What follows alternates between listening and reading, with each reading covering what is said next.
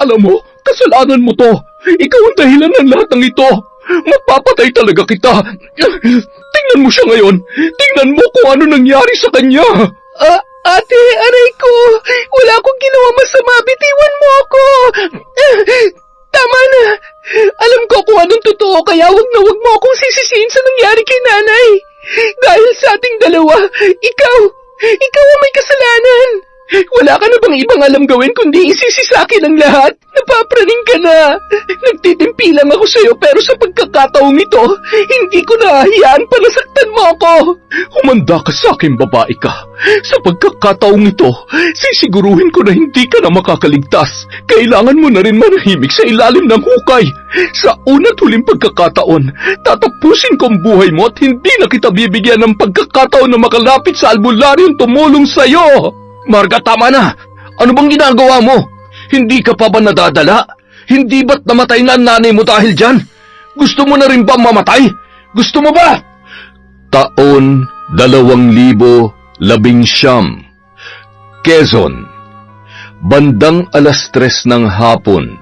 Masyadong mainit ang panahon, kaya naman tagaktak ang pawis ni Aliza sa pag-aayos ng kanyang mga paninda sa mesa. Matapos ihanda ang mga ibebenta niya online, ay nagmamadali siyang sinet up ang kanyang mga gamit, ang kanyang ring light at ang kanyang cellphone. Habang nasa trabaho ang kanyang asawa ay yun naman ang kanyang pinagkakaabalahan. 3 taon na rin silang kasal ni Jiro at hindi pa rin binibiyayaan ng anak. Nang minsang magdalang tao si Aliza ay nakunan naman yon. Dahil sa kasagsagan ng pandemic ay siniguro niyang kikita pa rin siya at hindi lamang aasa sa sahod ng kanyang asawang pulis. Nagsusustento rin kasi si Jiro sa magulang at mga kapatid kahit may kanya-kanya na silang pamilya. Kapitbahay lamang nila ang nag-iisang kapatid na babae ni Jiro na si Marga. May 3 anak at wala namang regular na trabaho ang asawa nito. Bukod doon, lulong pa yun sa sugal at madalas din na umuuwi ng lasing. Pinagtatakpan lamang ni Marga ang problema niya sa kanyang asawa. Ayaw na ayaw niyang may nasasabing hindi maganda ang mga tao sa kanya, lalong-lalo na ang nanay dulor niya. Matapos iset up ang kanyang mga gamit ay agad na siyang nagsimula sa pagla-live sa kanyang Facebook account. Ilang segundo lamang ay marami na sa friends niya sa lugar nila ang nanonood at nag-aabang ng kanyang mga paninda. Magandang hapon mga suki! Ang init! Kasing init ng pagtanggap nyo sa mga paninda ko, mga Marsh, Momsy, Bebe, Daddy, Kuya. Marami na naman tayong bagong paninda ngayon. Murang-mura. Kaya may na. Sa ating first item, face mask kayo dyan. 10 box lang po ang available. Tuloy ang chismisan basta suot nyo to at syempre kailangan nyo rin ng face shield. Just comment, mine face shield. At kung ilan ang gusto nyo, protektado ka na sa virus pati sa mga taong toxic sa buhay nyo. Charot! Samantala, ng mga oras na yon ay nanonood naman ang panganay na anak ni Marga at aliw na aliw pa kay Aliza. Ang galing-galing naman magbenta ni Tita Aliza. Ang daming bumibili. Ang ganda-ganda niya, no? Tapos, mabait pa. Talaga, favorite ako ni Tita Aliza. Uy, hindi ako kaya. Mas favorite niya ako. Lagi niya kaya akong binibigyan ng ano. Ano bang pinagtatalunan nyo dyan, ha? Ano ba yung pinapanood nyo sa cellphone ko? Pauubos ng load niyan, kakapanood ng mga walang kwentang. Abat? Naka-live na naman ng bida-bidat, nagmamaganda kong hipag. Hoy, kayong dalawa, may hugasan doon at ligpitin sa kusina. Asikasuhin nyo na mga yon, dali. Hay, napakainit at lalong umiinit ang ulo ko sa lintik na babaeng to. Naiinis man, patuloy pa rin yon sa panonood sa ginagawa ni Aliza. Maya-maya, dumating naman si Aling Dolor na nakiusisa sa kanyang pinapanood. Sino ba yung madaldal at napakaingay na pinapanood mo? Oh, may dala akong suman dito. Nagluto ang asawa ni Arnold. Ay, teka, si Eliza ba yan? Ano bang pinagagagawa niyan? Eh, ano pa nga ba? Eh, di nagpapapansin. Alam mo, hindi ko maintindihan si Jiro kung bakit kinukonsinti niya ang asawa niyang yan. Tingnan niyo nga ang suot na damit, Nay. Naku, nakakairita. Isa pa, ano na lang ang sasabihin ng mga tao dito sa lugar natin? Hindi siya binibigyan ng pera ng kapatid ko para kumayos siya na akala mo ay pinababayaan ni Jiro? Ay, ewan ko ba kay Jiro? Kung ako lang ang masusunod ay, ewan ko ba? Ni minsan ay hindi man lamang gumaan ang loob ko sa babaeng yan. Kahit sa huling hininga ko, hindi ko matatanggap yan bilang manugang ko. Sana'y makakilala pa ng bago si Jiro at tuluyan ang iwanan ng babaeng yan. Alam ko na, Nanay. Bisitin natin ang babae na yan para lumabas ang sungay. Kapag nangyari yun, sigurado makikita ni Jiro kung anong klaseng babae ang asawa niya. Ano na naman ba yung iniisip mo? Pumalpak na tayo sa una natin plano kaya siguraduhin mong maganda na yan. Mga anak, ako na lang palang magliligpit dyan. Pumunta muna kayo sa bahay ng Tita Eliza nyo.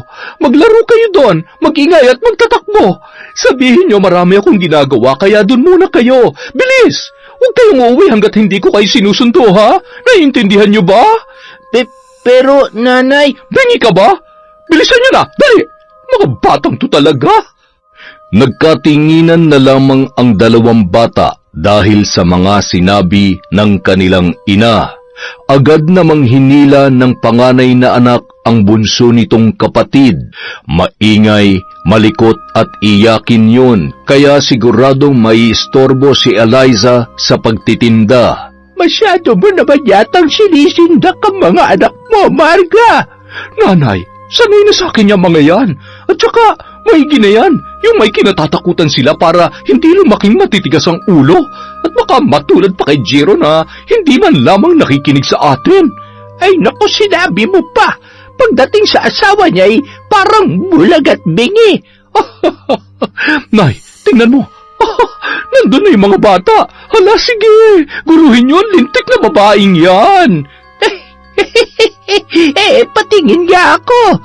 Samantala, Naku, nandito ang napaka-cute kong mga pamangkin. Ay siya, mamayang gabi na lang po ulit. 8:00 ng gabi. Maraming salamat, miners. napakamot ulo na lamang si Eliza nang magsidatingan ang mga pamangkin ng kanyang asawa. Bukod sa maingay ay hindi mapakali ang mga yon, kaya minabuti na lamang niyang tumigil sa pagtitinda online. Kayo talaga? Ang galing-galing niyong tumiming. Nasaan bang nanay niyo? Ano po? Naglilinis po kasi ng bahay si nanay kaya pinalabas niya po muna kami. Sige maglaro lang kayo dyan ha. Maghahanda lang ako ng merienda natin. Maya-maya uuwi na rin ang Tito Pogi niyo. Mula ng araw na yon, nagsisimula pa lamang siya sa pagbebenta online, dudumugin na naman siya ng mga bata at kung minsan ay kasama pa si Marga para makipagkwentuhan sa kanya. Isang dapit hapon, sinundo na ni Marga ang mga anak niya na kunwari katatapos lamang maglaba. Eliza, nandyan pa ba yung mga bata? Nandito pa, ate. Nandyan ang nanay niyo. Ay, ito talagang mga batang to, nawiwili na sa kakapabalik-balik dito. Ay, naiistorbo na yata ang Tita Eliza nyo. Pasensya ka na, Eliza, ha? Masyado nang napalapit ang loob sa ng mga anak ko. Okay lang naman po, ate. Nilipat ko na nga ang pag-online selling ko sa gabi at nagkakagulo kami. Ay naku, pasensya ka na. Ang dami ko kasing ginagawa sa bahay kaya... Okay lang po, ate. Wala namang problema sa akin. Nag-e-enjoy naman ako kapag nandito ang mga bata. Ay, siya nga pala, ate. Ikaw, ayaw mo bang subukan na kumita sa pagla-live selling? May mga kakilala naman akong supplier, kaya kung sakali, pwede naman po kitang tulungan. Naku, wala akong alam sa ganyan. Ang totoo, natutuwa ako kapag nakikita kitang nagla-live selling eh. Hindi ko kaya yan. Baka naman langawin lang ang mga paninda ko at wala namang bumili at saka baka Hindi ako payagan ni Waldo. Sapat naman yung kinikita niya para sa aming mag-anak. Ay, sige po ate, pero kung gusto nyo sabihin nyo lamang po sa akin. Pwede ko po kayong turuan. Ano lang naman to ate libangan lang dahil alam mo na, hindi naman tayo basta-basta nakakalabas dahil masyado pang mahigpit. Tsaka iba talagang kitaan ngayon online. Hindi mo pagsisisihan to ate. Ay sige siya, pag-iisipan ko. Salamat sa pagbabantay sa mga makukulit na to, ha? Bandang 8:00 ng gabi, napasilip si Eliza sa bintana nang dumaan si Waldo. Pasuray-suray at halatang nakainom. Maya-maya narinig niya ang bangayan ng mag-asawa. Nadatnan siya ni Jiro sa ganoong kalagayan. Han, anong ginagawa mo dyan? Wala. Pasensya na, Han. Marites na marites ako sa part na to eh. Kamusta ka? Kagagaling lang dito ng mga bata. Mukhang ginawa ka na namang yaya ni ate, ah. Okay lang. Masaya naman ako kapag nandito sila. Ay, pero sana magka-baby na rin tayo. Pero habang wala pa, magpapakabisi na muna ako sa pag-online selling. Ikaw talaga? Basta wag ka masyadong magpapakapagod at mag-iingat ka sa pagde-deliver, ha? Wag din sa malalayo. Delikado. At syempre, ayaw kong magkakasakit ang maganda kong online seller. Opo, huwag ka mag-alala. Lagi kong aalagaan ang sarili ko para hindi ka nag-aalala sa akin. Ay, kaya ikaw, ingatan mo rin yung sarili mo, Han, ha? Hindi kita binibigyan ng karapatan na magkasakit. Ay, makapagluto na nga. Magpalit ka na ng damit. I love you. Samantala. Uy, linis ng bahay natin, ah. Nakaluto ka na ba? Pambihira. Lasing ka na naman? At saka, anong nakaluto na? Anong lulutuin ko wala ka namang iniwan na pambili ng ulam kanina? Ay, huwag mong sabihin na pinang-inom mo na naman yung kinita mo ngayong araw. Tatamaan ka na talaga sa akin. Ay, nagagalit na naman ang misis ko. Makahiga na nga lang muna at nahihilo ako. Hoy, abot, ano ipapaulam ko sa mga anak mo? Bumangon ka dyan, Waldo! Lintik na ito! Buisit talaga! Talagang tinulugan na ako! Ayaw mong bumangon, ha? Buisit! Lagi ka na lamang ganyan! Hindi ka na nagbago! Puros na lamang konsumisyon ang binibigay mo! Nanay, ano pong ulam? Nagugutom na po kami. Isa ka pa! Pumasok muna kayo dun sa kwarto! Hindi kayo lalabas hanggat hindi ko kayo tinatawag. Naintindihan nyo? Hoy, ang kukulit. Manang-mana kayo sa lintik na Waldong to. Umanda ka talaga sa akin pagkising mo. Ubus na ang pasensya ko sa iyong lintik ka. Hinablot na lamang ni Marga ang kanyang pitaka. Nagsuot ng face mask bago lumabas ng bahay para pumunta sa malapit na tindahan. Naiirita habang sinisilip at binibilang ang mga baryang laman ng kanyang pitaka. Anong mabibili ko dito? Ay, bahala na nga. Habang naglalakad, eksakto namang lumabas ng pinto si Jiro. Ate, saan ka pupunta? At bakit parang hindi maipintay ang mukha mo? May problema ba? Wala. Ano ka ba naman? Okay lang naman ako. Nag-aalala lang ako sa Kuya Waldo mo. Siguro napagod sa trabaho kaya umuwi ng masama ang pakiramdam. Ayun, hindi makabangon dahil sa masakit ang katawan. Ay, kung kailan naman kailangan ko ng pera, tsaka naman siya nagkasakit. Ganun ba? Pwede na ba yan?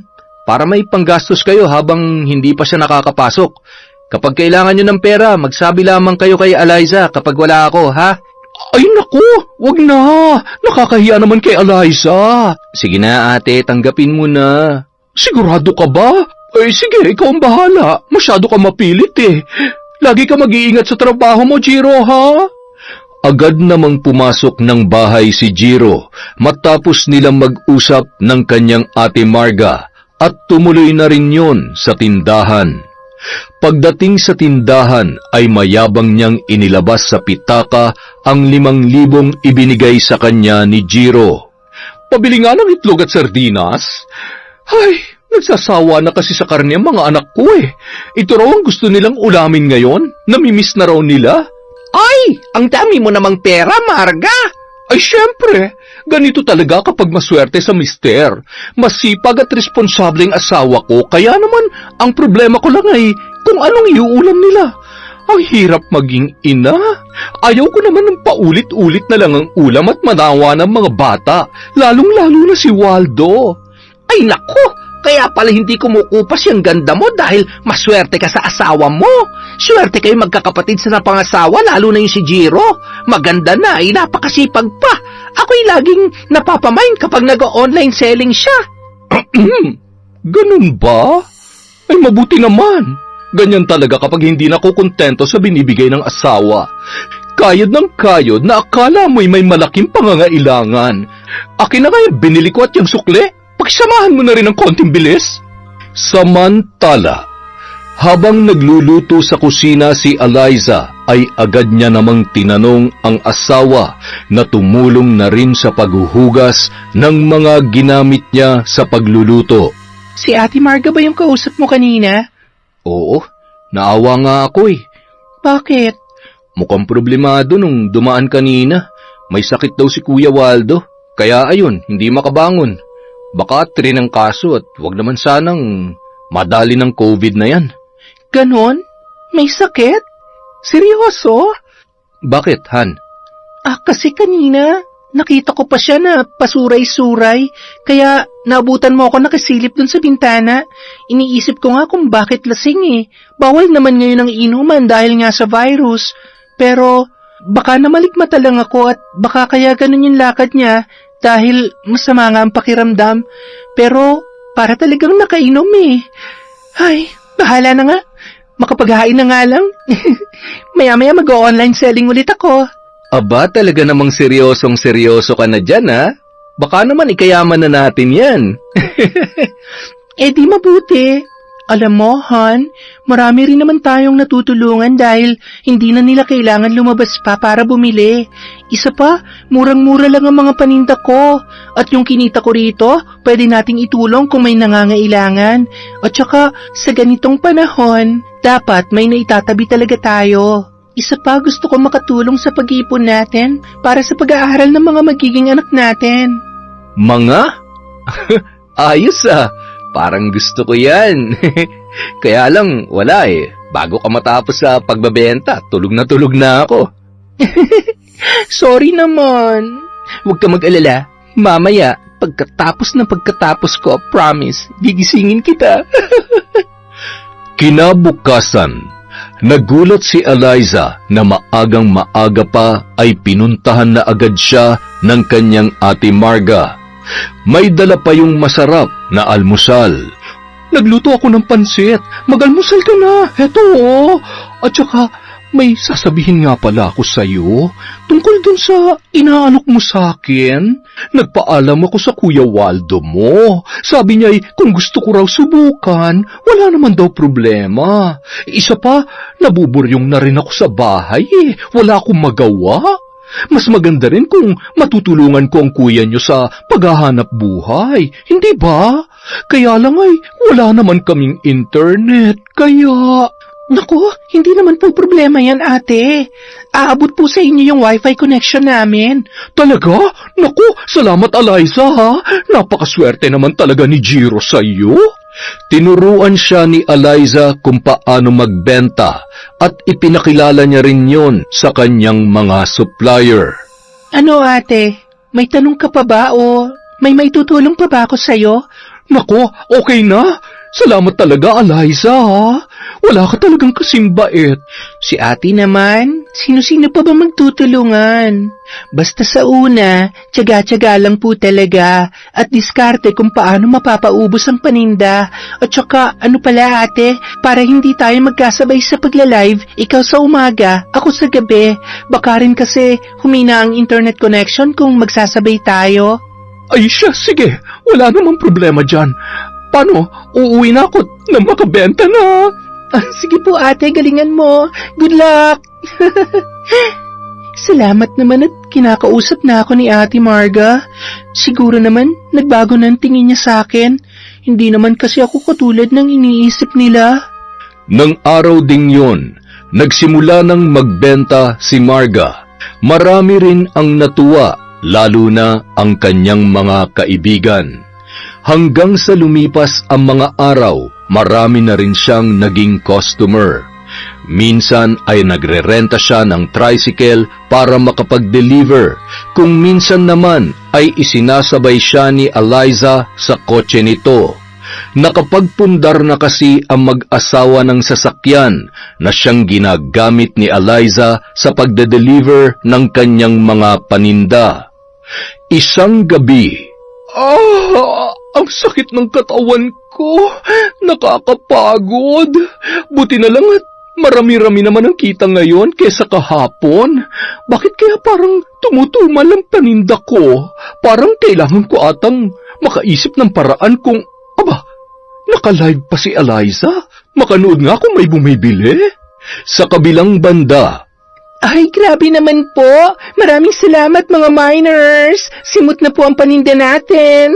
Kakatok na lang po ulit ako bukas sa mga pinto ninyo. Salamat and God bless. samantala, grabe, 5,000 viewers ang nanonood. Nakakainis. Humanda ka sa akin. Ano ba yung binubulong-bulong mo dyan? Matulog ka na. Anong oras na? Manahimik ka nga dyan. Huwag ka magreklamo kung hindi ako didiskarte ay kawawa ang mga anak mo. Kinabukasan, naisipan ni Marga na babaan ang presyo ng kanyang mga paninda. Bumili na kayo! Main nyo na mga ito! Murang-mura, mas mura kesa sa dating presyo! Mas mura kesa sa paninda ng iba dyan! Sino tong mas magaling magtinda at maayos mag-deliver? Si Eliza, dun na lang kami bibili. Nako, wala namang problema. Mas gusto nyo doon? Di doon ka. Lumayas ka dito sa live ko. Biro lang mga sisi ko. Tuloy ang hanap buhay. Sunod na item na tayo. Lalo lamang nadagdagan ang inis ni Marga, lalo na't kahit anong gawin niya ay napakarami pa rin ng customer at higit na mas mabenta ang mga paninda ni Eliza. At lalong nadadagdagan ang inis niya nang magpa-buy one take one pa ang kanyang hipag. Hanggang sa hindi niya na napigilan ang sarili na itago ang inggit at galit sa asawa ng kapatid niyang si Jiro mula sa pasaring sa kanyang mga post at maging sa live nito.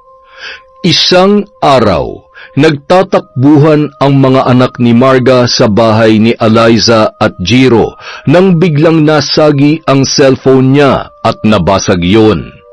Dahil natakot ang bata ay bigla na lamang yung umiyak. Ayan, ang lilikot niya naman kasi. Wala na.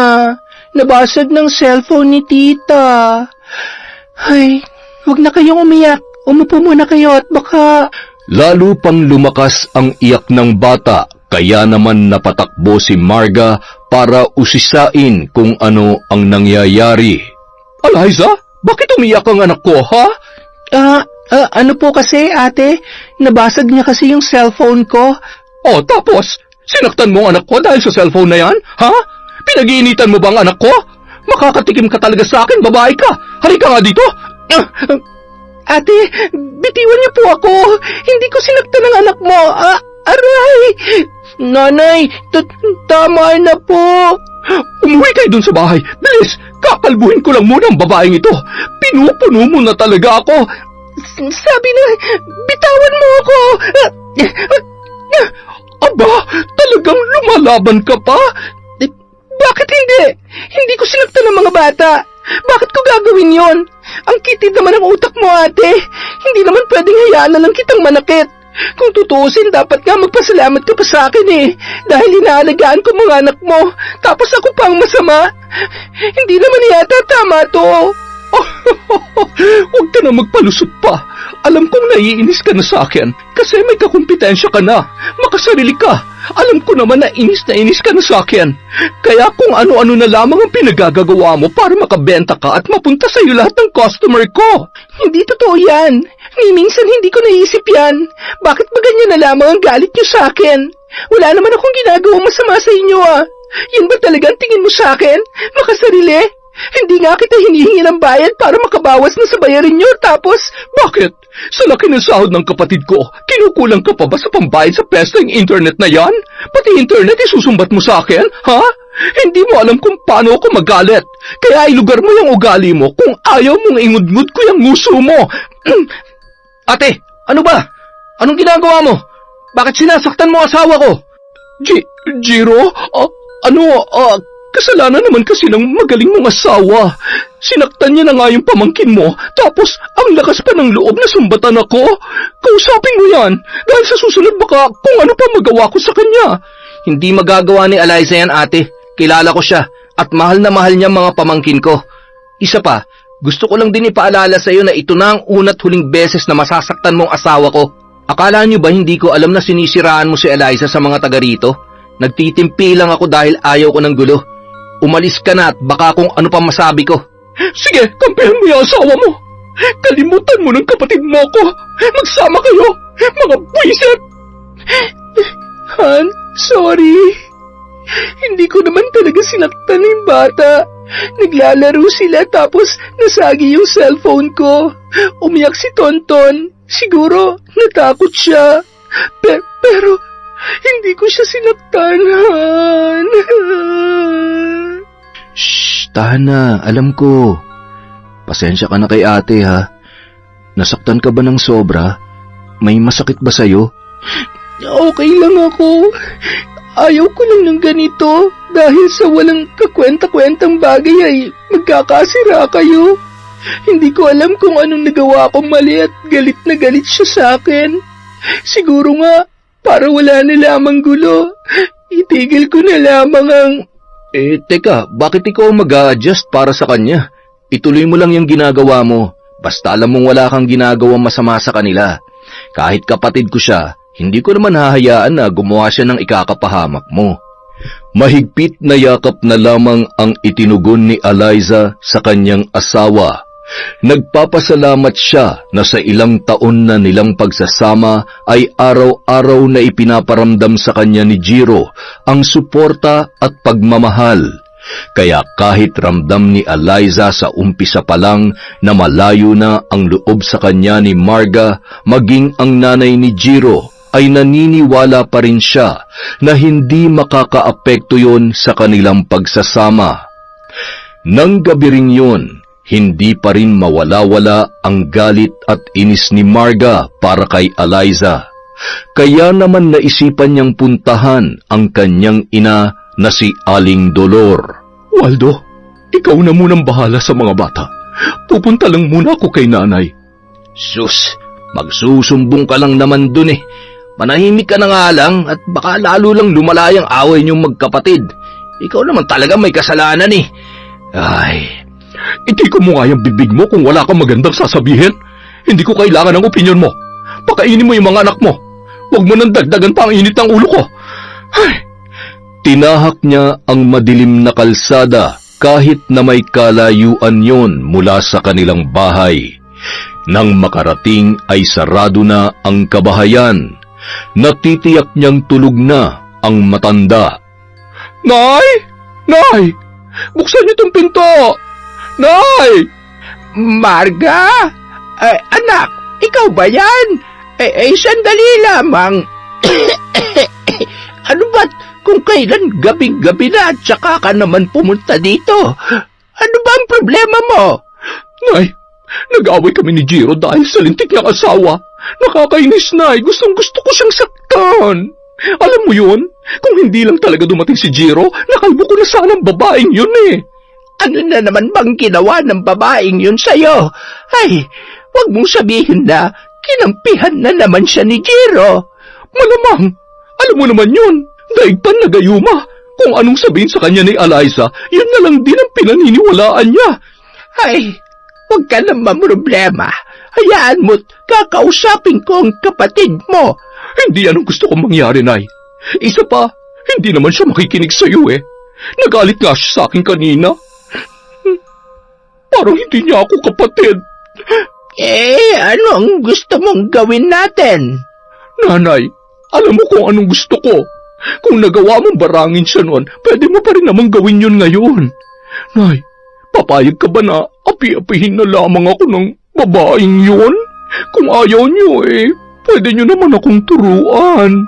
Ay, oo na. Gagawin ko na. Ano bang gusto mong gawin ko dun sa malditang babaeng yon? Takutin niyo. Gumawa kayo ng paraan para hindi na siya makapag-inarte pa. Gusto kong lagyan mo siya ng mga katikati para hindi na mainganyong bumili ang mga customer niya. Sino ba naman ang bibili sa babaeng maraming sugat sa katawan? Siya, sige na. Ako na ang bahala. Pambihira.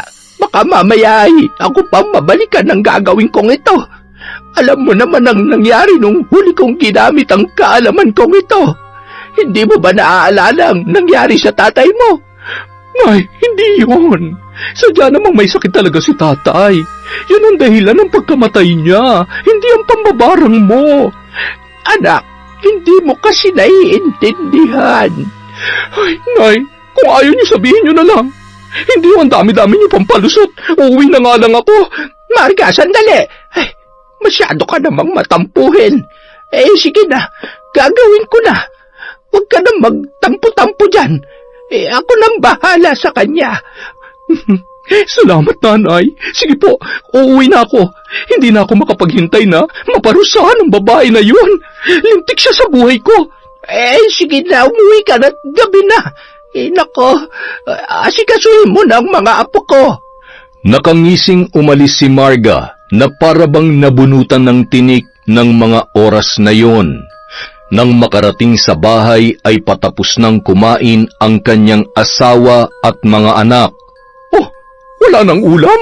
Malay ba namin kung uuwi ka na? Akala ko doon ka na makikihapunan kay Nanay Dolor Ay, anong iuulam ko ngayon? Pambihira naman.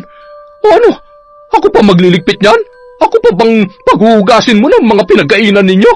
Eto na, huhugasan ko na. Ay, lagi na lamang mainit ang ulo mo. Ano pagbubukas ba kita ng sardinas? Gusto mo ba? Ay, ako na. Maghugas ka na lang dyan at baka... Ay, nakakairita. Ay, huwag ka nang magalit. Magtatrabaho na ulit ako. Ay, wag! Magpakasarap ka lamang sa paghilata. Ay, tulungan mo na lamang ako sa pagde-deliver ng mga paninda ko. Baka sakaling matuwa pa ako sa'yo. Nakakapagod na. Nakakapagod ng pagtakpan ko yung katamaran at pagiging lasenggo mo. Samantala, habang hinahalungkat ni Aling Dolor ang kaban kung saan doon nakatago ang mga kagamitan sa pambabarang na minana niya pa sa mga magulang niya, ay nag-aalangan naman siya sa kanyang plano. Gayunpaman, nasisiguro niyang magagalit si Marga sa oras na hindi niya sundin ang kagustuhan noon. Bagamat nag-iisang babae, si Marga talaga ang paborito niyang anak sa lahat. Sinimulan ni Aling Dolor sa pagsindi ng kandila. Hinipan niya ang may katamtamang laki ng itim na aklat. Napakarami kasing alikabok. Gayon din ang isa pang kahon na naglalaman ng iba't ibang garapon. Mayroon ding isang bagay na nakahulmang tao. Kulay puti yun, ngunit mababakas sa itsura nito ang kalumaan at may mga ilang parte na animoy warak na. Kapansin-pansin din ang isang bilog na bagay kung saan nakatusok ang iba't ibang karayom. May mga botelya rin na naglalaman ng iba't ibang orasyon, mga likido na kinargahan ng mga orasyon na maaaring gamitin upang linlangin, lasunin, paglaruan o manipulahin ang isang biktima. Napangisi siya nang maalaala ang mga araw na matyaga siyang tinuturuan ng kanyang ina kung paano gagamitin ang mga nakasulat sa aklat at mabisang paraan ng pambabarang. Kaya niyang paglaruan at takutin lamang ang kanyang bibiktimahin at maaari ding patayin agad-agad kung kanyang gugustuhin. Nakangiti siyang dinampot ang isang larawan na nakaipit sa unang bahagi ng aklat na kanyang hawak nung mga oras na yon. Napakaganda mong babae pero ewan ko ba, wala man lamang akong maramdamang kahit kaunting amor para sa'yo. Tutal, kahit ano namang gawin ko mula pa noon, ay hindi ko kayo mapaghiwalay ng anak ko. Di sige, sa pangalawang pagkakataon, dito ko na lamang idadaan ang pagkayamot ko sa'yo. Isa pa, ayaw na ayaw ko sa lahat ay ang madedehado si Marga. Dahil sa'yo, lalo lamang napapalayo ang loob sa amin ni Jiro. Kung dati nagawa kong ilaglag ang batang nasa sinapupunan mo, ngayong gabi naman, hindi kita patutulugin. Gamit ang karayom na ito, paulit-ulit kong tutusukin ang manikang ito. Maninikip ang dibdib mo na parang sinasakal at nalulunod. At bukas makalawa, ikakalat kong katikati at sugat sa buo mong katawan na Liza. Pandidirihan at katatakutan ka, pati na rin ng sarili mong asawa. Paulit-ulit noon na binibigkas ang pangalan ni Eliza matapos bigkasin ang mga kahindik-hindik na mga salita. Kasalukuyan namang nakahiga noon ang babae na nagpasya munang magpahinga ng gabing yon sa pagla-live selling. Sandali pa lamang siyang nakapikit nang biglang narinig niya ang isang boses.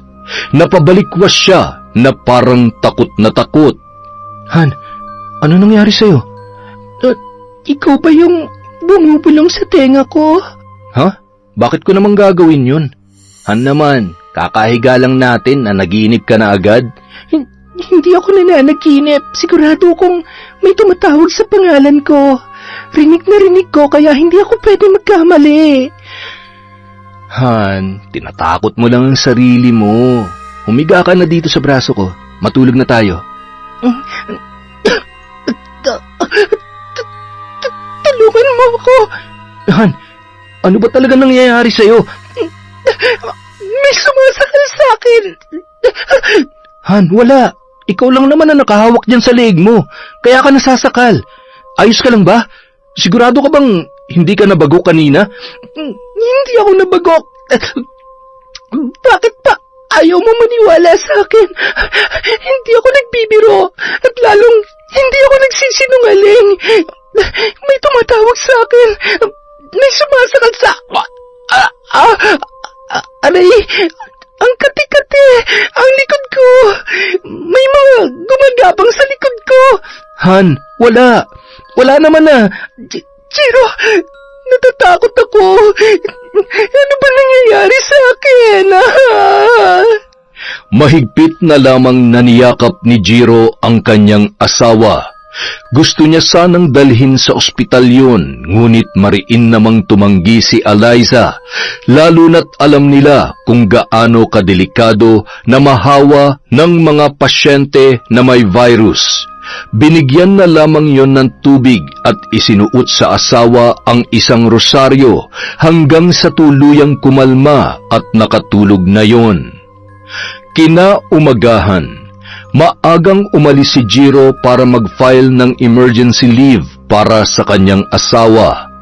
Halos hindi rin yun nakatulog sa pagbabantay at pag-aalala sa kanyang misis na si Eliza.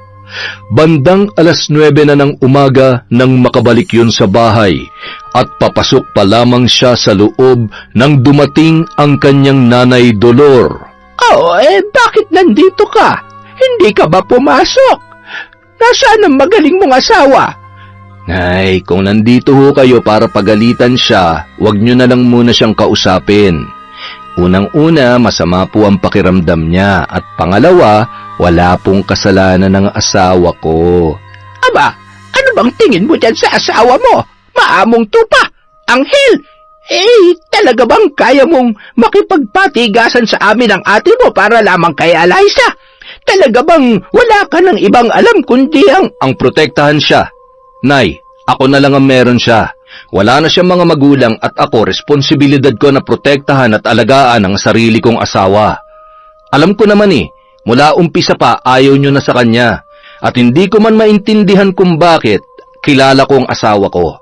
Mabuti siyang tao at sa kabila ng lahat ng mga sinasabi niyong di maganda, bago at matapos man kaming maikasal, tiniis niya kasi mahal niya ako. Sana kahit konting respeto naman sa asawa ko, Nay. Pasensya na kayo, pero wala po ako nakikitang mali na siyang pinili kong makasama sa buhay. Nung panahon na walang-wala ako, siya lang ang nandyan para sa akin. Sige na, makakaalis na kayo. Tandaan mo ang araw na to. Kalimutan mo ng nanay mo ako. Pasasaan ba't darating ang araw na kakailanganin mo rin ako? Magsama kayo ng lintik na asawa mo. Nagngingit-ngit sa galit na umalis si Aling Dolor at dumiretso sa bahay ng kanyang anak na si Marga. Nay, bakit kayo umiiyak? Ano nangyari? Tubig? Gusto niyo ba ng tubig? Agad namang kumuha ng tubig at uminom ang matanda. Ang lakas ng loob ni Jiro na sagot-sagutin ako. Bakit? Dahil may maayos siyang trabaho ngayon.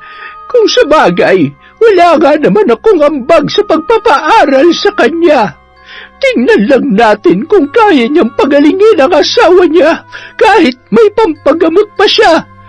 Alam mo, tama ka. Kasalanan ni Eliza ang lahat ng ito. Tuluyan niya ng nilaso ng utak ni Jiro. Buisit na babaeng yon. Humanda siya sa akin. Humanda siya. Sabi ko naman sa inyo, Nay. Ay, huwag kayong mag-alala. Talikuran na kayo ng lahat ng inyong anak. Basta ako't si Waldo, nandito lamang kami para sa iyo. Kaya naman natin kumayod na hindi umaasa sa kanya. Ipalamon niya lahat ng sinasahod niya sa nabubulok niya ng asawa. Isa sa mga araw na ito, susukuan niya rin ang babaeng kanyang pinakamamahal. Wala naman siyang ibang mapupuntahan at mahihingan ng tulong kundi tayo lamang. Ipinapangako ko na pagsisisihan niya na pinili niya ang babaeng yon kesa sa atin na sarili niyang dugo at pamilya. Lola, nagagalit po kayo kina tita at tito Jiro. Mababait po sila, lalo na po si tita Eliza. Mahal na mahal at inaalagaan niya po kami, kaya... Tonton, ano ang sabi ko sa iyo kanina? Maghugas po. Anong ginagawa mo dito? Sinabi ko ba na sumabat ka sa usapan namin ng lola mo? Gusto mo bang tahiin ko yung matabil mong shhh? Huwag mo nang pagalitan. Sige na po, maghugas ka na. Huwag mong hahayaang pumunta ang mga bata doon. Hayaan mong lamunin sila ng lungkot at kamalasan sa loob ng kanilang pamamahay. Habang nag-uusap ang mag-ina, narinig pa nila ang pagsigaw ni Eliza mula sa kabilang bahay. Nagkatinginan sina Aling Dolor at Marga na nababatid na kung ano ang nangyayari nung mga oras na yon. Wala pa yan sa ipaparanas ko sa'yo. Humanda ka dahil hindi ako titigil hanggang sa sumuko na ang anak ko. Mapapagod at iiwanan ka rin niya. Sa kabilang banda, nang marinig ni Jiro ang sigaw ng kanyang asawa mula sa kusina ay nagmamadalinong pinuntahan si Eliza sa kwarto nito. Ang sakit!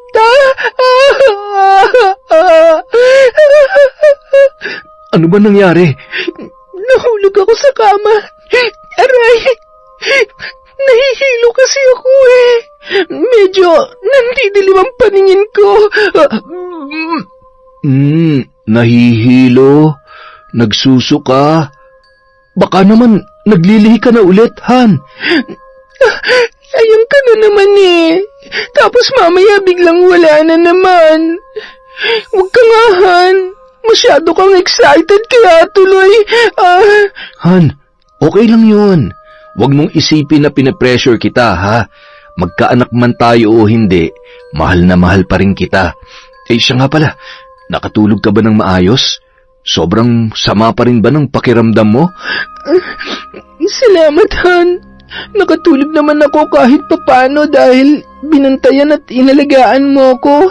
Hindi ko talaga alam ang gagawin ko kung wala ka. Sorry, ha. Natakot lang talaga ako kagabi. Hindi ko rin kasi alam kung bakit nangyayari yan sa akin. Napapraning na yata ako. Ay, hindi bale. Lalabanan ko tong nararamdaman ko. Mawawala din to. Baka kailangan ko lang talagang magpahinga o baka yung katawan ko hindi lang talaga sanay na walang ginagawa. Kaya mamaya susubukan ko na ulit mag-online selling. Makikilogin na lang muna ako sa cellphone mo, ha? Sayang naman ang mga sabon ko dyan. Pinag-aagawan at patok na patok pa naman yon. Sigurado ka? Opo, huwag kang mag-alala. Siya, sige. Basta ako na lang munang bahala sa mga gawaing bahay. Ikaw naman munang aasikasuhin at aalagaan ko. Magluluto muna ako ng pagkain natin. Ha? Pakis nga muna sa nahihilo kong misis. Napakaganda naman talaga kahit wala pang ligo at hindi pa nagsusuklay. Nambola ka pa. Sige na po, magluto ka na. At nagugutom na yata ako kaya ako nahihilo eh. Buong araw ay maayos at maganda naman ang pakiramdam ni Eliza. Ngunit may mangilan-ngilan ng pantal sa kanyang likod at hindi niya naman gaanong pinansin yun, lalo na't hindi naman nangangati nung mga oras na yon.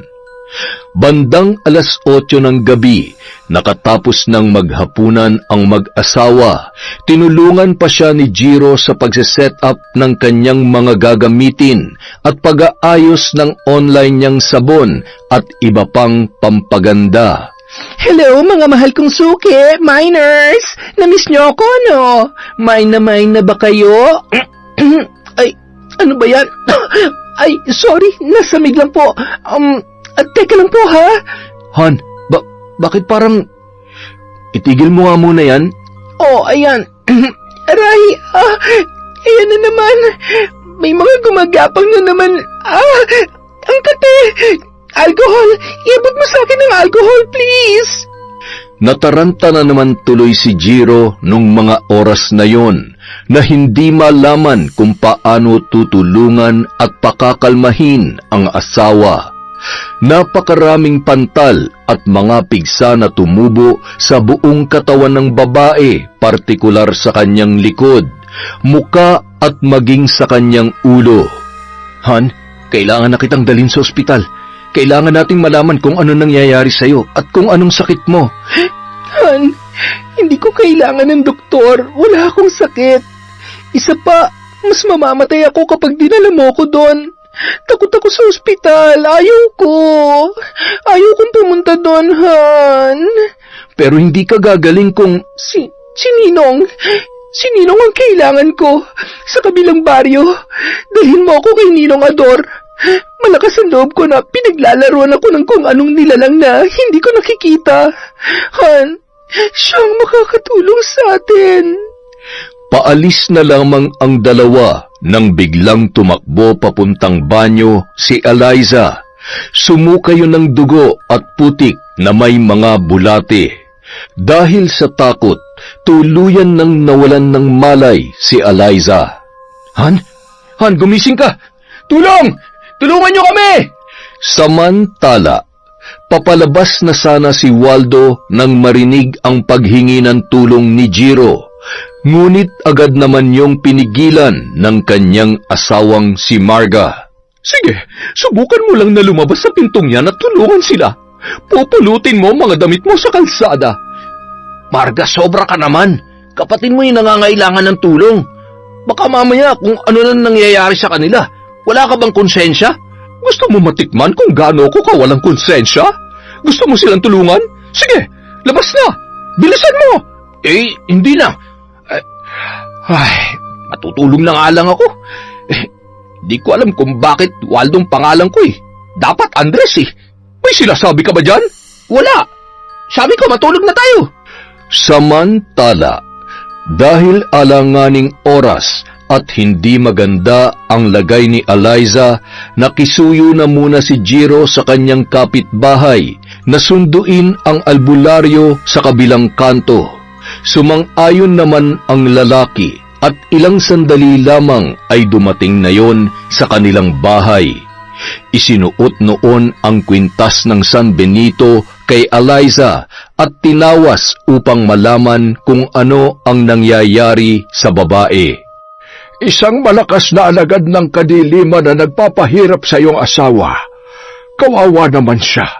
Kapag hindi ka nakagawa ng paraan, baka kung ano pang masama ang gawin niya sa asawa mo. Ano pong ibig niyong sabihin? Mayroong mga nilalang dito sa lupa na sumasamba at nagpapaalipin sa itim na kapangyarihan. Nambibiktima sila ng mga taong katulad ni Eliza. Maaaring galit, inggit, o napaglalaruan lamang. Hindi natin alam kung ano ang dahilan, pero ang pinakamadaling paraan ay makahanap ng mas magaling na albularyo na makakatulong sa inyo na labanan ng mambabarang na posibleng may gawa nito sa kanya. Ay sus Mariosep, sabi mo nga ay pangalawang gabi pa lamang na nagkakaganito siya. Sa tingin mo, mabubuhay pa kaya siya sa susunod na mga araw kung ganyan ang kalagayan niya? Pansamantala lamang nakaginhawahan ng mararamdaman niya ngayon. Bukas sa muling pagsapit ng dilim, siguradong may panibago na namang balak ang mambabarang na may gawa niyan. Napakabait ho ng asawa ko, at saka wala naman siyang kaaway. Sigurado ka? Baka naman karibal. Pulis ka, pogi at siguradong marami kang... Tatang naman, loyal ho ako sa asawa ko. Wala po akong ibang karelasyon. Siya, pasasan ba't malalaman din natin kung sino may gawa nito? Basta humanap ka ng albularyo na kayang tapatan at pasukuin ang hayop na mambabarang na yan. Sa kabilang baryo, si Ador. Magaling yon. Pupunta na nga po sana kami doon, kaya lang nawalan siya ng malay. Bukas na bukas din po ay didiretso kami doon. Natatakot po ako at hindi ko po kakayanin kung may mangyayaring masama sa asawa ko. Huwag ka mag-alala. Maawain ng Diyos. Hindi niya pababayaan ang asawa mo. Kinabukasan, habang nagwawalis sa labas ng bahay, napansin ni Marga ang papaalis na sina Jiro at Eliza. Dahan-dahan na naglalakad papunta sa sasakyan nila at nakatungo ang ulo ni Eliza sa balikat ng kanyang asawa. Mapapansin ang panghihina at malubha niyang kalagayan. Kadiri, mukha na siya nabubulok ngayon. Buti nga sa'yo. Sigurado, dadalhin niya yan sa ospital. Sa hina ng katawan niya, matutuluyan yan kapag dinapuan pa ng virus. Bye-bye, Eliza. Rest in peace. Habang nagwawalis, ay bigla namang dumating si Aling Dolor sa bahay ni Marga at masayang-masaya naman niyang nadatnan ang kanyang anak. Mukhang ang saya-saya mo yata, anak. Oo naman, Nay. Bukod sa nasakin ang mga customer ni Eliza, mataas ang kita, maraming pera. Tapos, may good news pa, Nay. Nakita ko kanina sina Eliza at Jiro. Siguradong pupunta na yun sa ospital. Kahit saan pa mang pribadong ospital o kahit sino pang mahusay na doktor, hindi na siya mapapagaling. Ay, pasasaan ba? At kapag natuluyan ang babaeng yon, babalik at babalik na sa atin si Jiro. Tama, at higit sa lahat, hindi niya maaaring malaman na may kinalaman tayo sa nangyayari sa asawa niya. Paano kung dalhin nila sa albularyo yon? Hindi ba? Paano kung maisip nila na... Kasasabi mo lamang, hindi ba? Sabi mo dadalhin sa ospital, tapos ngayon, biglang...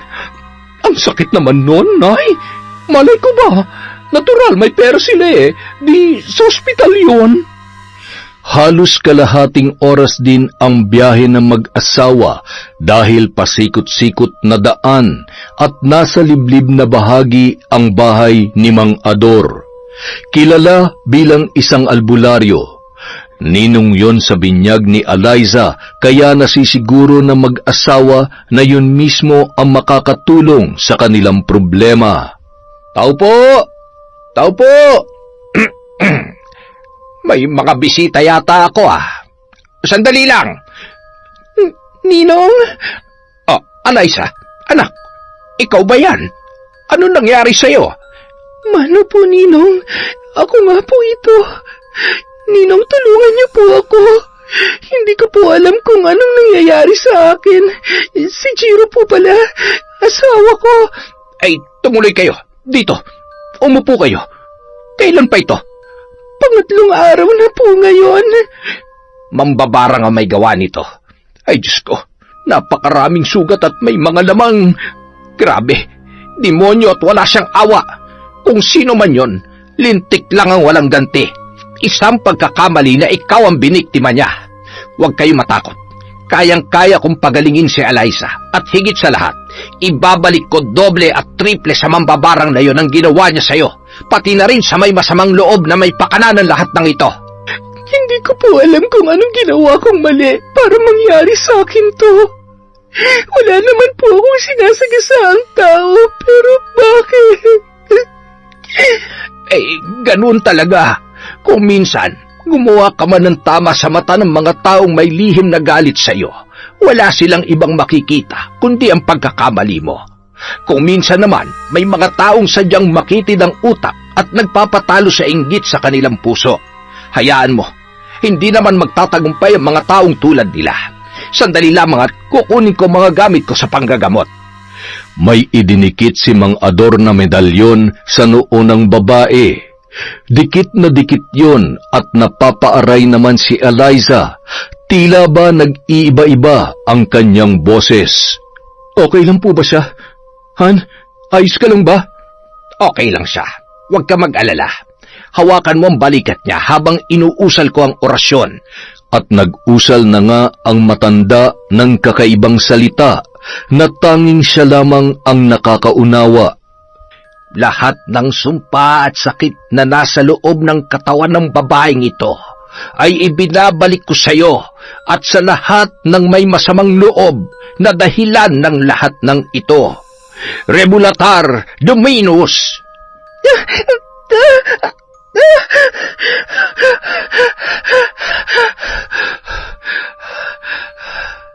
Inumin mo ito, Eliza.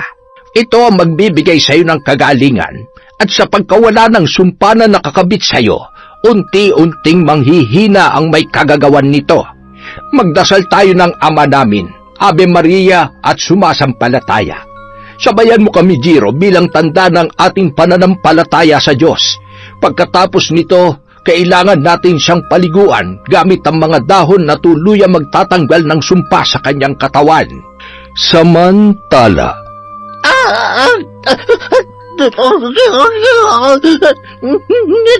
Dilimang. Nay, ano po nangyayari sa inyo? Nay, tulong! Waldo, tulungan mo ako! Nanay, ano nangyayari sa iyo? Ano ba naman? Teka, ano nangyari? Huwag ka na magtanong. Buhatin mo si nanay at ihiga mo dun sa may mahabang upuan. Bilisan mo! nang magkamalay si Aling Dolor, ramdam pa rin niya ang labis na panghihina na hindi niya maipaliwanag. Nay, sigurado ba kayo na kaya niyong umuwi mag-isa? Huwag kang mag-alala, anak. Kaya ko ang sarili ko. Siguro ay kailangan ko lamang magpahinga. Ay siya, aalis na ako. Mga apo, uuwi na si Lola. Ay, ano ba tong nangyayari sa akin? Hindi kaya... Ay, huwag naman sana. Dahil kapag nagkataon, siguradong hindi nakakayanin ng katawang lupa ko. Pero kung sakali man, Ako na lamang sana at wag nang isa sa mga anak ko. Samantala, doon na nagpalipas ng gabi ang mag-asawang sina Jiro at Eliza sa bahay ni Mang Ador. Parang isang himala na nanumbalik agad sa normal ang lakas at naghilom ang mga sugat ng babae. Kinabukasan, maagang nagpaalam ang dalawa. Bago umalis ay iniabot pa ni Mang Ador sa kanyang inaanak na si Eliza ang isang papel kung saan nakasulat ang orasyon na kailangan niyang basahin sa bawat pagsapit ng 6:00 ng gabi. Pagkatapos ay isinuot niya rin ang isang kwintas na nagtataglay ng mutya na magbibigay proteksyon kung sakaling may magtangkang muli sa kanyang buhay. Mahigpit na yumakap ang babae sa kanyang ninong at mangyak-ngiyak na nagpasalamat. Maraming salamat po, Ninong. Niligtas niyo po ang buhay ko. Ay, walang anuman, anak. Sige na, mag-iingat kayo. Jiro, huwag mong pababayaan ang inaanak ko, ha? Dalawin niyo ako ulit dito kung hindi kayo abala. Tungkol pala sa mga taong nasa likod ng pambabarang kay Eliza. Tiyak na malalaman niyo rin kung sino pagsapit ng takdang panahon. Tumango na lamang ang dalawa. Ngunit may isang taong gumugulo sa isipan ni Jiro nung mga oras na yon na hindi niya masabi-sabi sa kanyang asawa. Habang nasa biyahe at natutulog si Eliza, naiiyak siyang pinagmamasdan ang kanyang asawa habang inaalala ang pagtitiis na naranasan nito mula pa lamang noong sila ay magkasintahan. Batid niya lahat na masasakit na salita na natamo noon at pangit na pagtrato mula sa kanyang pamilya ay tiniis lamang ni Eliza dahil sa sobrang pagmamahal nito sa kanya. Ni minsan hindi yun nagreklamo at hindi rin yun nawalan ng pag-asa na darating ang araw na matatanggap at magugustuhan din siya ni Aling Dolor at lalong-lalo na ng kapatid niyang si Marga. Nang makarating sila sa bahay ay hinayaan ni Jiro na magpahinga muna ang kanyang asawa.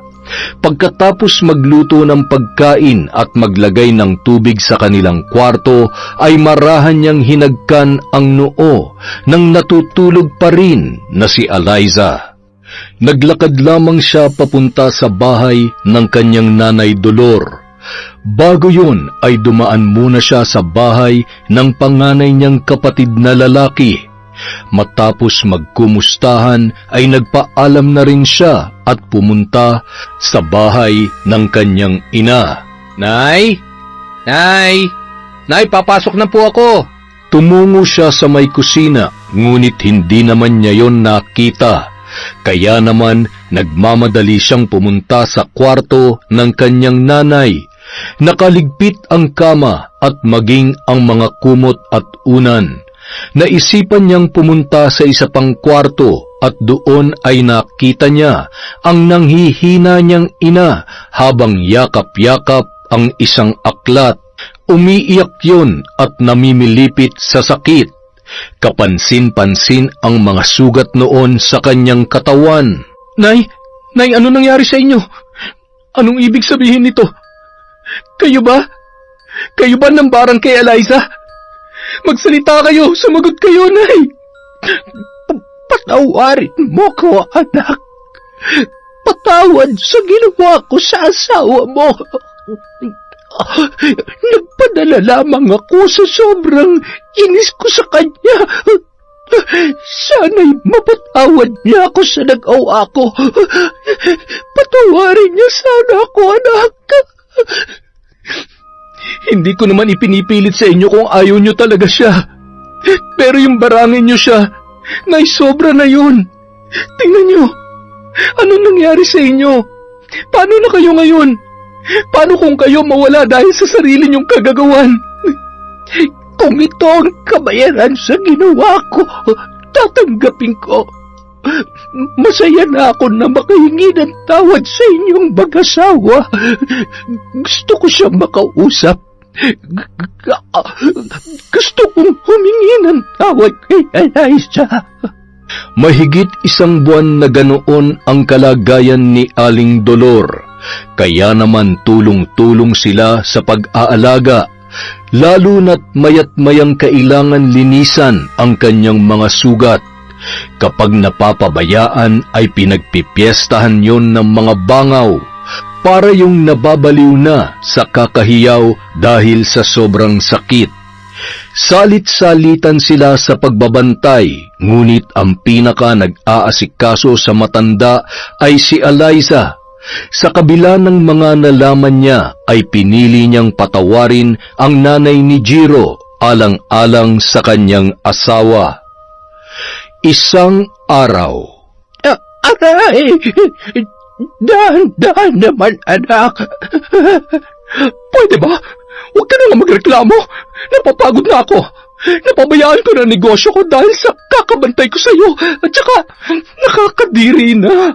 Kapag naiisip ko yung sugat niyo, kapag kumakain ako, hindi ako. Ay, nandidiri ako at nasusuka. Hanggang kailan niyo ba kami pahihirapan? Alam niyo, mas mabuti pang mamatay na lamang ako. Yun ba? Yun ba ang gusto mong sabihin?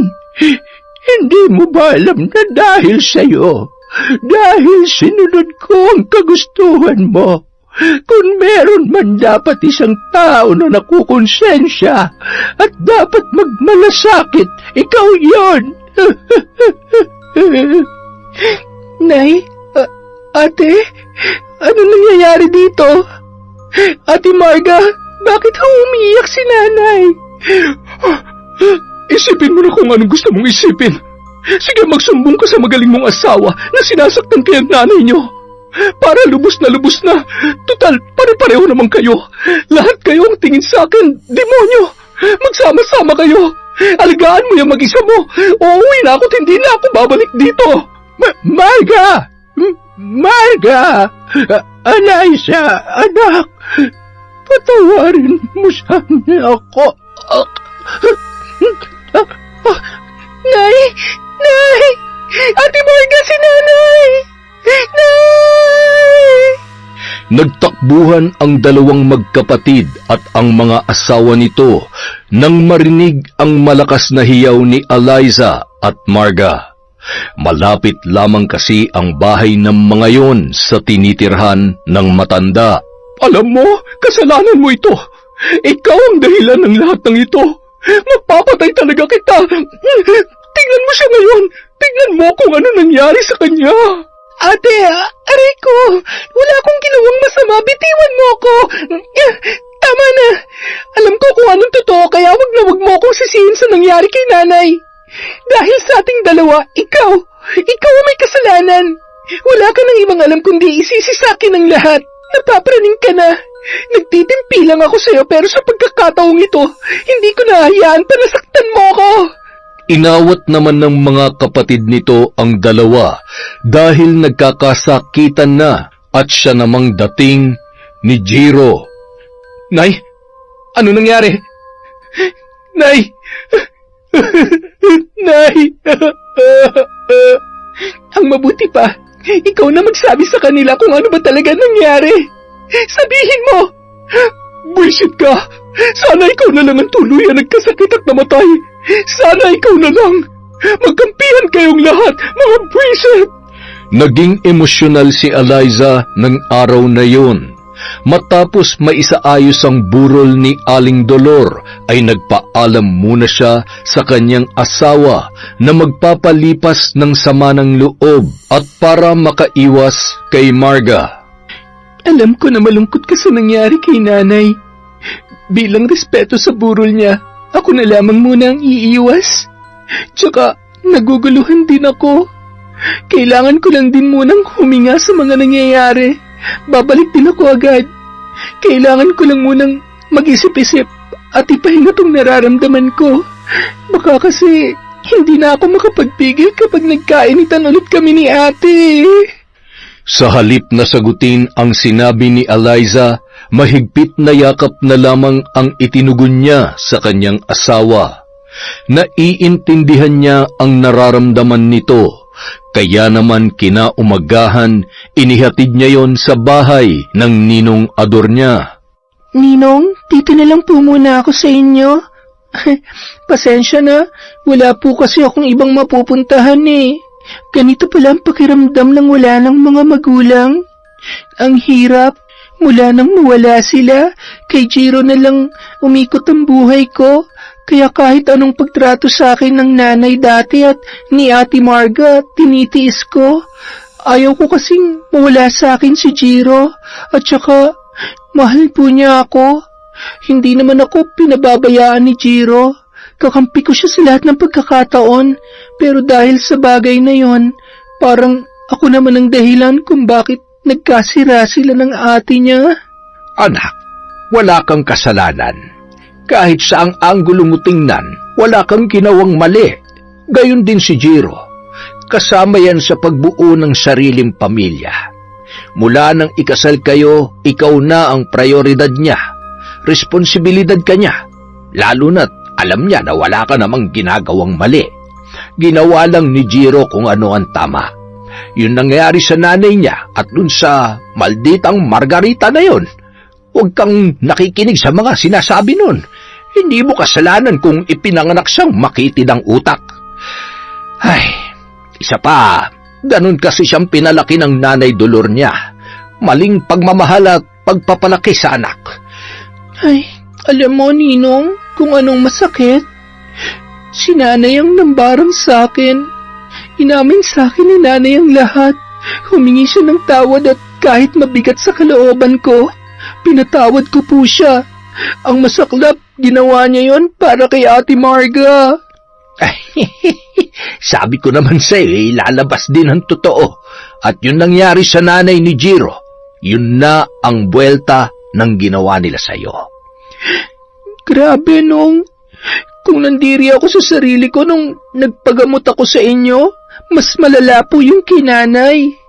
May pagkakataon na kapag pinapalitan ko siya ng damit at nililinisan ko yung sugat niya, hindi ko alam kung namamalikmata ba ako pero may mga nakikita kong uod. Pati yung mga suka niya, may bulati at insekto. Tapos yung buhok niya nilalagas na po lahat. Ganun talaga kapag gumawa ng kasamaan. Doble o triple ang nagiging kabayaran. Basta hanggat patuloy mong dinarasal yung binigay ko sa'yo at suot mo ang kwintas na yan, hinding-hindi natatalab pa ang sumpa kahit sino pang magaling na mambabarang ang utusan ni Marga.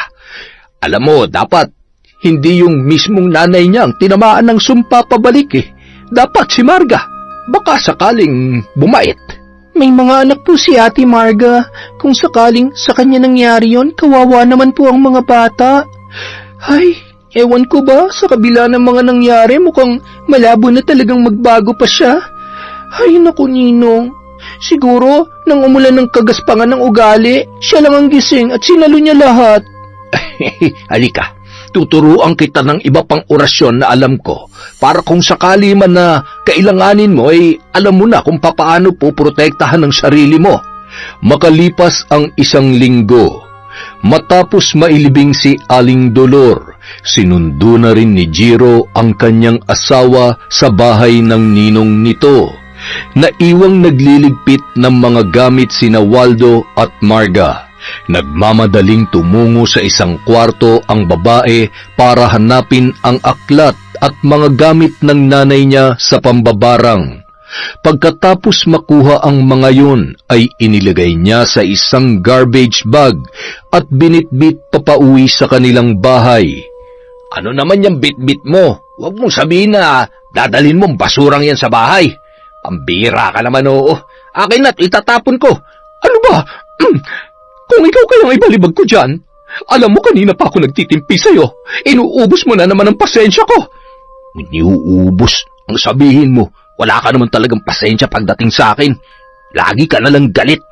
Ay, ano na naman yung binubulong-bulong mo dyan, ha? May sinasabi ka ba? Minumura mo ba ako? Minumura ka dyan. Kahit napakasama ng ugali mo, ni minsan hindi kita minura, oy. Mahal kaya kita kahit Ay, huwag na nga lang.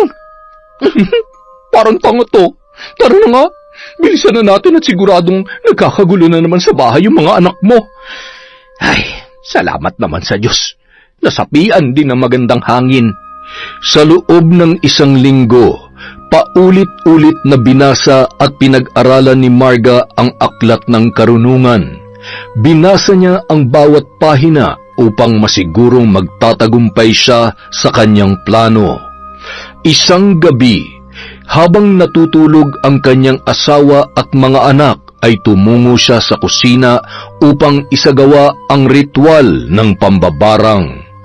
Matapos magsindi ng mga kandila ay binuklat niya ang aklat at isa-isang binasa ang mga salitang nakasulat doon, habang hawak ang manika at isang mahabang karayom. Kinuha niya ang isang maliit na kutsilyo na gagamitin niya upang gilitan ang leeg ng kanyang biktima. Umanda ka sa akin, babae ka. Sa pagkakataong ito, sisiguruhin ko na hindi ka na makakaligtas. Kailangan mo na rin manahimik sa ilalim ng hukay. Sa una't huling pagkakataon, tatapusin ko ang buhay mo at hindi na kita bibigyan pa ng pagkakataon na makalapit sa albularyong tumulong sa'yo. Papatayin kita. Papatayin kita, Eliza. At itong kutsilyong ito ang tatapos sa buhay mo. Samantala, napabalikwas si Eliza na tila ba wala sa sarili na tumungo sa kusina. Buti na lamang ay napansin at nagising si Jiro nang hinawi nito ang braso niya na nakayapos sa kanyang asawa. Sinundan niya yon at laking gulat niya nang makitang kinuha noon ang kutsilyo at tila wala sa sariling tinatapat yon sa kanyang leeg. Huwag kang lalapit sa akin. Kung hindi ay gigilitan ko ang leg ko. Han, wag. Ano ba nangyayari sa'yo? Bitawan mo ang kutsilyong yan. Han, makinig ka sa akin. Pinaglalaruan na naman ba siya? Kailangan ko siyang buhusan ng tubig na may orasyon. Agad niyang kinuha ang baso na nasa kanilang kwarto. Dinadasalan yon ni Eliza bago matulog at yon ang kanyang iniinom. Sakto na may kalahati pang tubig yon. Nagmamadaling kinuha at isinaboy sa muka ng kanyang asawa. Bigla na lamang nanumbalik sa sarili, ngunit ramdam niya ang paninikip ng kanyang dibdib. Nakita niya ang kwintas na binigay sa kanya ng kanyang ninong na nakalimutan niyang isuot ng gabing yun. Agad niya yung itinuro kay Jiro at isinuot yun sa kanya. Pagkatapos ay sabay nilang inusal ang mga dasal na ibinilin sa kanila ni Mang Ador. Nang manumbalik sa normal ang kanyang lakas, ay mahigpit niyang niyakap ang kanyang asawa at sabay na napahagulgol ang dalawa. Tahan na. Ligtas ka na. Mahal na mahal kita. Bakit nangyayari sa akin to? May nambabarang na naman ba sa akin? Mula ngayon kahit anong mangyari, wag na wag mong huhubarin ang kwintas mo. Naintindihan mo? Pinapakaba mo ko eh. Sobrang nag-alala ako sa'yo. Samantala, Hindi pwede to. Dapat mamatay siya. Dapat mamatay ka na. Marga, tama na. Ano bang ginagawa mo? Mambabarang ka? Babarangin mo na naman si Eliza? Hindi ka pa ba nadadala? Hindi ba't namatay na nanay mo dahil dyan? Gusto mo na rin ba mamatay? Gusto mo ba? Pwede ba? Huwag mo akong sinisigawan. Wala kang alam. Bobo ka. Kaya kung wala kang magandang sasabihin, manahimik ka. Huwag mo akong pakikialaman kung ayaw mong ikaw ang barangin ko. Hindi ko lubos akalain na aabot ka sa ganyan. Tanggap ko naman kung ganyang kababa ang tingin mo sa akin.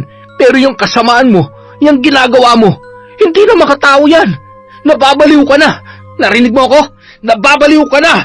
Hindi ako ang baliw. Hindi ako baliw. Bahala ka sa buhay mo. Ang dapat sa iyo mabuhay mag-isa dahil walang magtatagal dyan sa ugali mo. Wala ka ng ibang inisip kundi ang sarili mo. Ngayon, Mabuhay ka mag-isa mo. Iiwan ka na namin ng mga anak mo. Sige, umalis ka at isama mo yung mga anak mo. Wala akong pakialam dahil mga pabigat lang kayo sa buhay ko. Ang yabang mo. Tingnan ko lang kung hindi mamatay sa gutom yung mga anak mo. Oo, lasenggero ako at tarantado. Pero kaya ko magbago at pinipilit kong kumayod para sa mga anak ko. Tandaan mo yan. Di baling hindi ko sila kayang buhayin sa karangyaan, pero hindi ko hayaan na lumaki at mamulat sila sa kasamaan. Mga anak, halina kayo. Aalis tayo. Dun muna tayo sa lola nyo. Bilis na! Mga anak, sandali. Iiwan niyo ba ako? Iiwan niyo ba talaga si nanay? Sasama po kami kay tatay. Ayaw namin sa'yo, bad ka. Lagi mo kaming pinapalo at inuutusan gumawa ng masama. Tatay, tayo na po. Mga buwisit, sige lumayas kayo. Hindi ko kayo kailangan.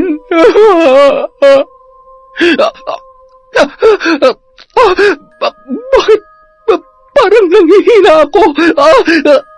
Ang mga pako, namamanhid ang mga pako. Kailangan kong matanggal yung karayom sa manika. Habang gumagapang, pilit niyang inaabot ang manika na nasa mesa sa may kusina. Matapos niyang tanggalin ang karayom ay nakatayo naman ang babae. Nakita niya na lamang ang dugo na tumutulo sa iba't ibang parte ng kanyang katawan. Napakarami niyang sugat sa braso na animoy sinaksak. Napahawak yun sa kanyang muka nang maramdaman niya na tila gumaspang yon dahil sa kung ano-anong mga tumutubo. Hindi! Hindi ito maaari! Hindi pwedeng mangyari sa akin to! Aray! Maya-maya, nagpalingon-lingon yon nang marinig ang isang boses na pamilyar para sa kanya. Anak! Anak ko! Tama na! Itigil mo na ito! Sumama ka na lamang sa akin! Huwag ka lalapit sa akin! Patay ka na! Hindi ako sasama sa'yo! Hindi pa ako maaaring mamatay! Papatayin ko pa si Eliza! Kailangan ko siyang patayin! Kapag namatay siya, gagaling na ako! Wala na akong kakumpetensya! Tapos si Jiro, tutulungan niya na ulit ako kasi wala na siyang asawa! Yung mga anak ko, siya na magpapaaral! Tapos yung asawa ko, Nay, makakahanap na siya ng magandang trabaho! Yayaman na ako, Nanay! Shh! Mga anak, huwag kayong maingay!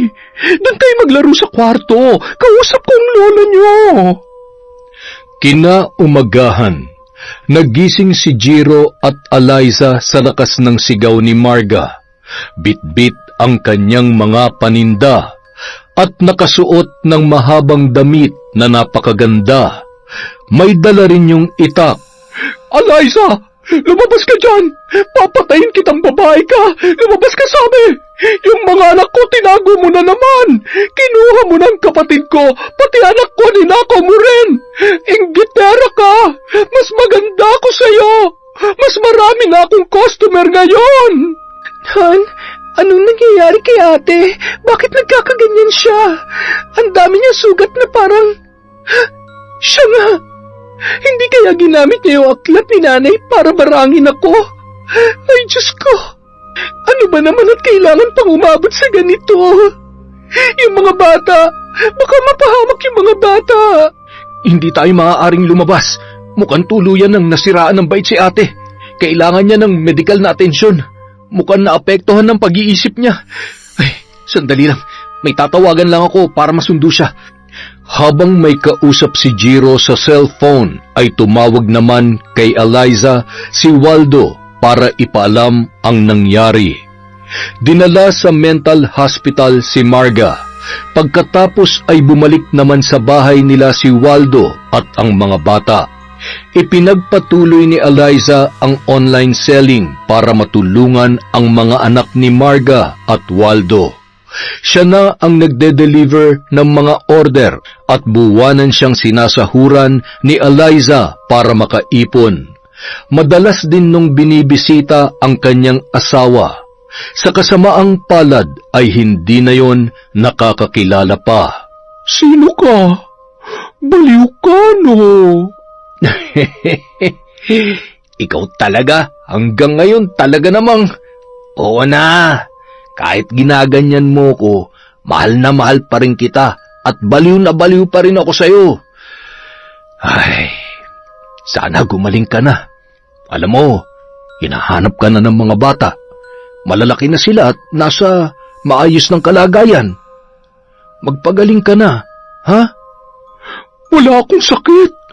Ikaw magpagaling. Inom ka ng gamot.